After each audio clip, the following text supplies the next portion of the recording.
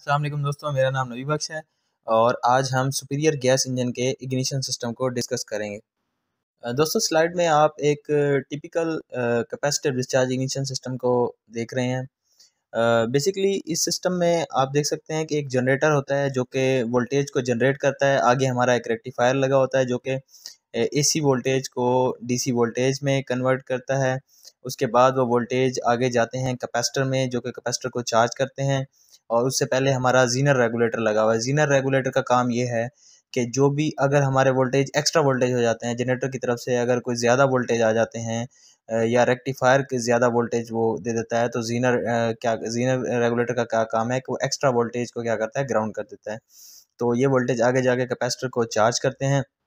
उसके आगे हमारा एक स्विच लगा हुआ है, तो जैसे ही वो स्विच ऑपरेट होता है तो उसके ऑपरेट होने से आगे हमारा जो 12 वोल्ट या 24 वोल्ट जो भी कैपेसिटर हमारा डिस्चार्ज करता है वो इग्निशन कॉइल में जाते हैं। इग्निशन कॉइल से आगे जो है वो स्पार्क प्लग में जाते हैं और स्पार्क प्लग में जाने के बाद जो है वो ग्राउंड हो जाते हैं। तो ये एक हमारा टिपिकल सिस्टम था। आगे मज़ीद चल के मज़ीद चीज़ों को डिस्कस करते हैं। दोस्तों ये एक आप CDI सिस्टम जो है अल्टोनिक 3 की पिक्चर देख रहे हैं और इसी के सर्किट को हमने डिस्कस किया है अभी। दोस्तों आप ये एक ओवरव्यू देख रहे हैं हमारे इग्निशन सिस्टम का, जो कि सुपीरियर गैस इंजन का जो है वो इग्निशन सिस्टम है। इसमें 3 मैग्नेटिक पिकअप्स होती हैं। एक मैग्नेटिक पिकअप जो है जिसको हॉल इफेक्ट सेंसर कहते हैं, केम शाफ्ट के ऊपर टाइमिंग डिस्क के ऊपर लगी होती है। दूसरी जो है हमारी फ्लाई व्हील के ऊपर लगी होती है और फ्लाई व्हील में जो होल्स होते हैं उनको डिटेक्ट कर रही होती है।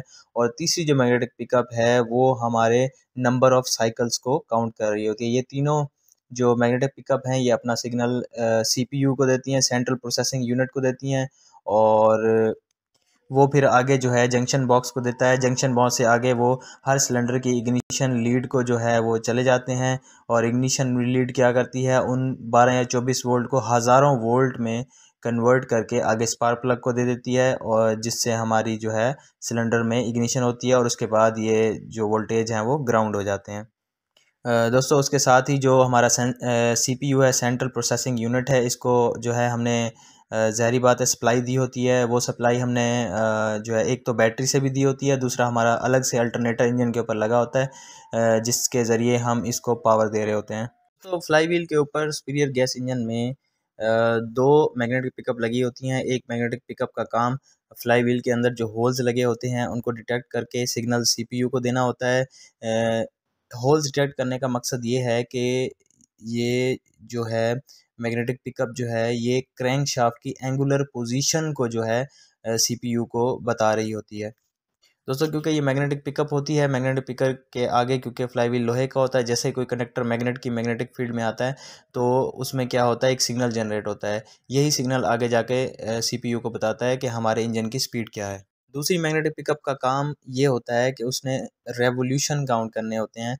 फ्लाई व्हील के ऊपर मैग्नेटिक पिकअप लगी होती है और फ्लाई व्हील के ऊपर एक छोटा सा लोहे का जो है वो इंडिकेटर लगा होता है। जैसे ही वो लोहे का इंडिकेटर जो है वो हमारी मैग्नेटिक पिकअप के सामने आता है तो magnetic pickup reset magnetic pickup क्या करती है, वो आगे सिग्नल भेज देती है CPU को कि हमारा एक रेवोल्यूशन जो है वो कंप्लीट हो चुका है। इसका काम बेसिकली 3 अक्सर इंजन में 2 लगी होती हैं, लेकिन इसमें जो है 3 लगी हुई हैं। एक हॉल इफेक्ट सेंसर है और 2 फ्लाई व्हील के ऊपर लगी हुई हैं।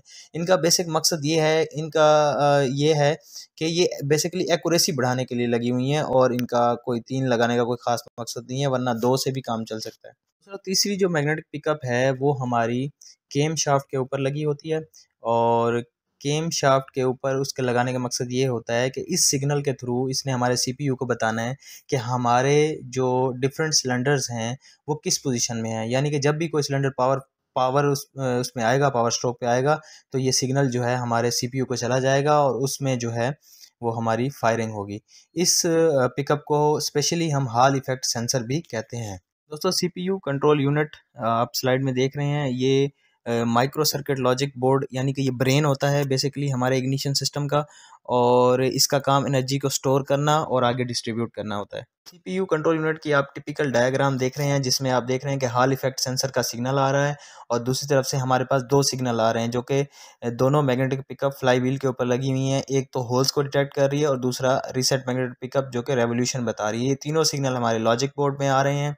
लॉजिक बोर्ड से ये सिग्नल हमारे जो है इग्निशन मॉड्यूल को जा रहे हैं, इग्निशन मॉड्यूल से इग्निशन कॉइल को जा रहे हैं, वहाँ से फिर स्पार्क प्लग और वहाँ से फिर हमारे इंजन में इग्निशन करवाते हैं। दोस्तों सीपीयू कंट्रोल सिस्टम जो सुपीरियर का है, टिपिकल जो सिस्टम है, उसमें एक चीज़ ये इन्होंने दी हुई है कि आप उसमें मैनुअल टाइमिंग जो है वो एडजस्ट कर सकते हैं।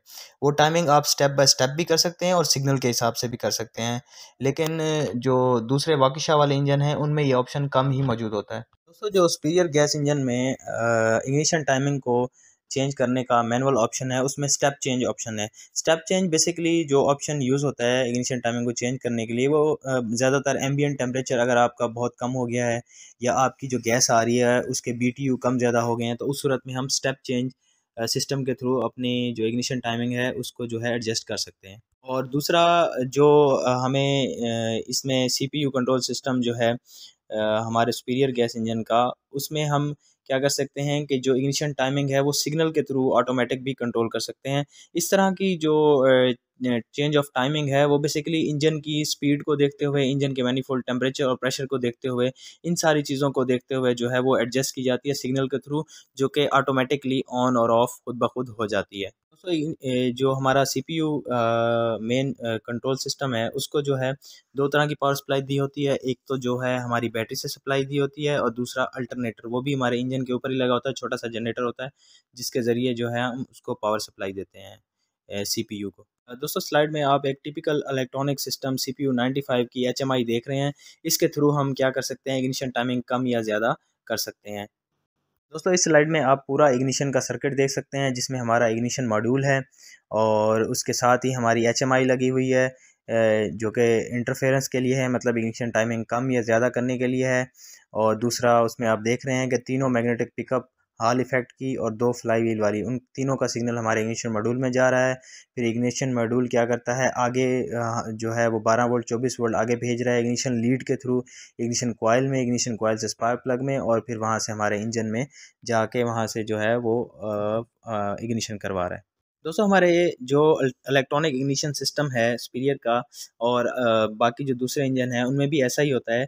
इनमें दो किस्म की वायरिंग होती है, एक लो वोल्टेज वायरिंग होती है, एक हाई वोल्टेज वायरिंग होती है, जो कि जो सिग्नल इग्निशन कॉइल में जा रहा होता है 12 या 24 वोल्ट का, वो लो वोल्ट का सिग्नल होता है और इग्निशन कॉइल से जो आगे सिग्नल जा रहा होता है वो हाई वोल्ट का होता है। तो इसलिए इसमें दो किस्म की वायरिंग इस्तेमाल होती है, एक हाई वोल्टेज वायरिंग और एक लो वोल्टेज वायरिंग। दोस्तों स्पार्क प्लग जो है वो आप जैसा कि स्लाइड में देख रहे हैं दो किस्म के होते हैं, जिसमें एक सिंगल प्रोंग होता है और दूसरा थ्री प्रोंग होता है। ये टेम्परेचर के हिसाब से इस्तेमाल होता है, जहाँ पे बहुत ज़्यादा टेम्परेचर होता है वहाँ पे थ्री प्रोंग इस्तेमाल होता है और जहाँ पे कम होता है वहाँ पे वन इस्तेमाल होता है। जैसा कि आप ये दो देख रहे हैं स्पार्क प्लग, एक जो है वो कम टेम्परेचर के लिए है और एक जो है वो हाई टेम्परेचर के लिए डिज़ाइन हुआ हुआ है। तो स्पार्क प्लग जो है वो एक बहुत ही इम्पोर्टेंट जो है वो इक्विपमेंट है हमारे इग्निशन सिस्टम का। इसको लगाना जो है वो बहुत इंपॉर्टेंट होता है। स्पार्क प्लग ना तो बहुत ज़्यादा सिलेंडर के अंदर होना चाहिए और ना ही बहुत ज़्यादा सिलेंडर से बाहर होना चाहिए। दोनों ही सूरतों में हमारी इग्निशन उससे डिस्टर्ब होगी, उससे नॉकिंग के चांस होंगे, मिस फायर या बैक फायर हो सकता है।